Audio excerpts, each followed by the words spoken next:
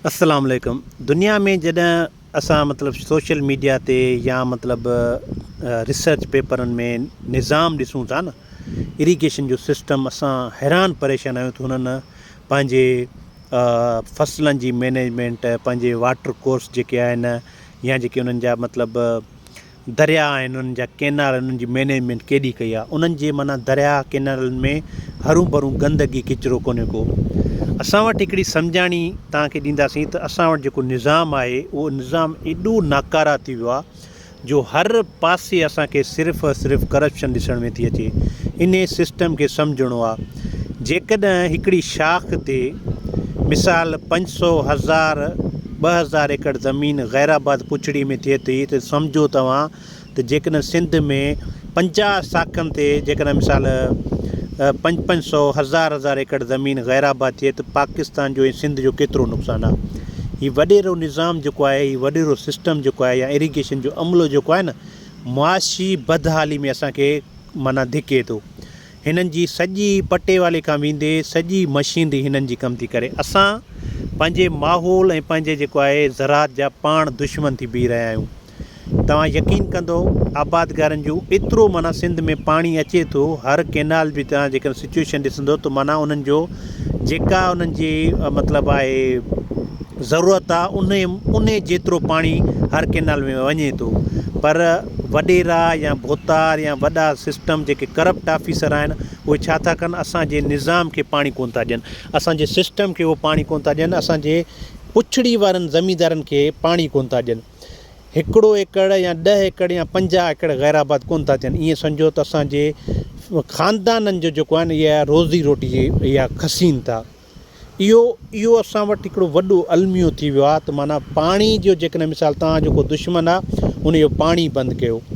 हींअर ताईं आबादगारनि जूं रड़ियूं आहिनि त हुननि वटि उन्हनि जा ॿिज सुकी विया, उन्हनि जा फ़सुल जेके पोखियल बिल्कुलु हिकिड़ा फुटी ॾियण वारा या फ़सुल ॾियण वारा हुया, उहे उन्हनि खे पाणी न मिलियो, उन्हनि जो वॾो हिकिड़ो नुक़सानु थियो आहे। हीउ जेको निज़ाम असांजो हले पियो न, इहो असांखे जेकॾहिं तव्हां वटि पाणी न हूंदो न, ईअं सम्झो तव्हांजी एजुकेशन बि तबाह थींदी, तव्हांजी हेल्थ बि तबाह थींदी, बदअमनी वधंदी, असांजे मुआशिरे में ग़लति ज़हन पैदा थींदा। मिसाल जेकॾहिं हिकिड़ो महिनत मज़दूरी वारो माण्हू आहे, उहो जेकॾहिं मिसाल उन्हनि सां नाहक़ थींदो, नाजाइज़ी थींदो, त लाज़मी ॻाल्हि आहे हुनजी सोच, हुनजी ज़हन ॿिए पासे वेंदी त मां को चोरी कयां, या मां को धाड़ो हणां, या मां का मिसाल कंहिंसां विढ़ां।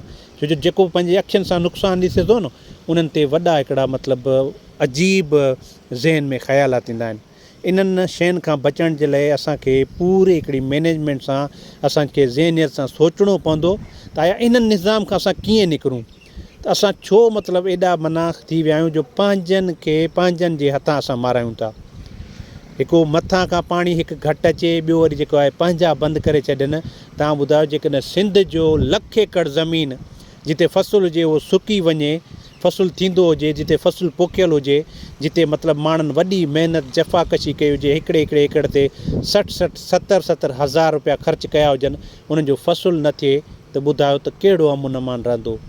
इन्हनि शयुनि खे सोचणो आहे त जेका पॉलिसी, जेको असांखे असांजो ज़हनियत ख़राबु कई थी वञे न, इहे शयूं असांजे माहौल खे ख़राबु थियूं थियनि।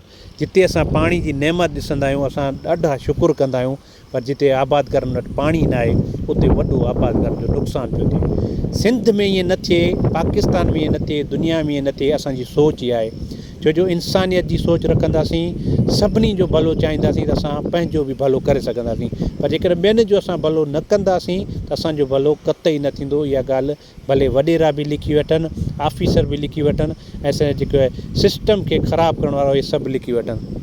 बाक़ी केरु अॻे या तॻे जो केरु पोइ, इहे सिलसिला जेको आहे ख़राबु थींदा, ऐं इहे ख़राबु जॾहिं थींदा त असां वटि ॾाढा हिकिड़ा संजीदा नुक़सान थींदा। तव्हां सभिनी वॾी महिरबानी।